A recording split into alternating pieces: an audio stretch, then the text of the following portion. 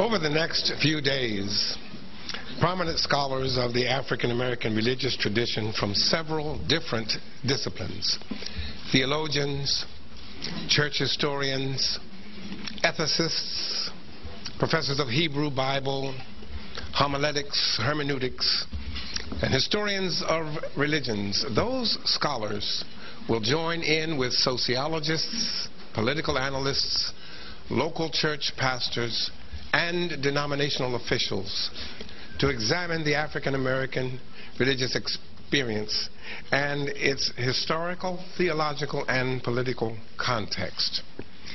The workshops, the panel discussions, and the symposia will go into much more intricate detail about this unknown phenomenon of the black church than I have time to go into in the few moments that we have to share together. And I would invite you to spend the next 2 days getting to know just a little bit about a religious tradition that is as old as, and in some instances older than, this country. And this is a country which houses this religious tradition that we all love, and a country that some of us have served. It is a tradition that is in some ways like Ralph Ellison's The Invisible Man.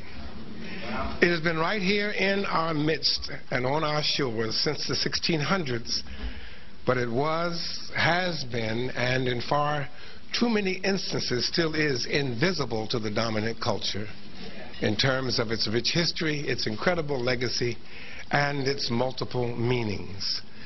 The black religious experience is a tradition that at one point in American history was actually called the Invisible Institution, as it was forced underground by the black codes. The black codes prohibited the gathering of more than 2 black people without a white person being present to monitor the conversation, the content, and the mood of any discourse between persons of African descent in this country. Africans did not stop worshiping because of the black codes. Africans did not stop gathering for inspiration and information and for encouragement and for hope in the midst of discouraging and seemingly hopeless circumstances. They just gathered out of the eyesight and the earshot of those who defined them as less than human. They became, in other words, invisible in and invisible to the eyes of the dominant culture. They gathered to worship in brush arbors, sometimes called hush arbors, where the slaveholders, slave patrols, and Uncle Toms couldn't hear nobody pray. From the 1700s in North America, with the founding of the first legally recognized independent black congregations, through the end of the Civil War and the passing of the 13th and 14th Amendments to the Constitution of the United States of America, the black religious experience was informed by, enriched by, expanded by, challenged by, shaped by, and influenced by the influx of Africans from the other 2 Americas and the Africans brought into this country from the Caribbean, plus the Africans who were called fresh blacks by the slave traders, those Africans who had not been through the seasoning process of the Middle Passage in the Caribbean colonies, those Africans on the seacoast islands off of Georgia and South Carolina, the Gola, we say in English Gullah, those of us in the black community say Geechee. Those people brought into the black religious experience a flavor that other seasoned Africans could not bring. It is those various streams of the black religious experience which will be addressed in summary form over the next 2 days.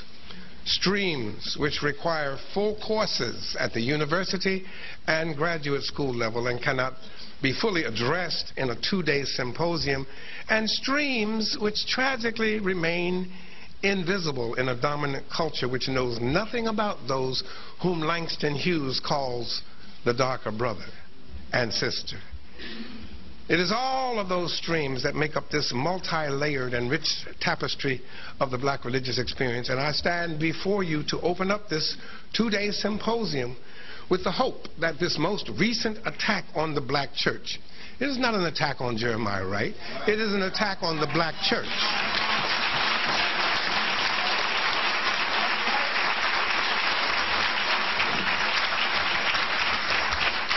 As the Vice President told you, that applause comes from not the working press. The most recent attack on the black church. It is our hope that this just might mean that the reality of the African American church will no longer be invisible. Maybe now, as an honest dialogue about race in this country begins, a dialogue called for by Senator Obama, and a dialogue to begin in the United Church of Christ among 5,700 congregations in just a few weeks.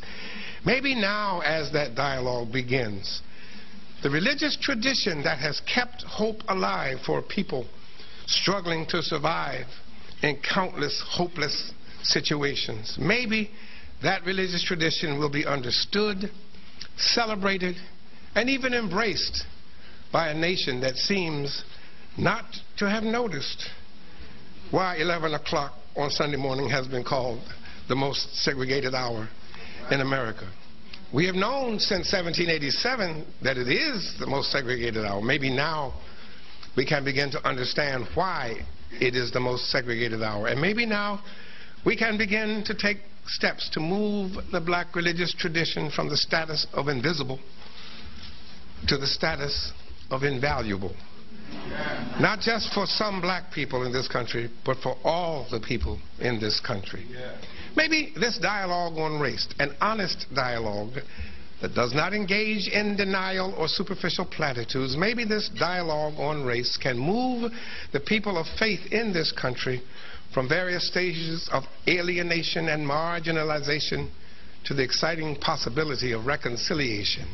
That is my hope as I open up this two-day symposium. And I open it as a pastor and a professor who comes from a long tradition of what I call the prophetic theology of the black church.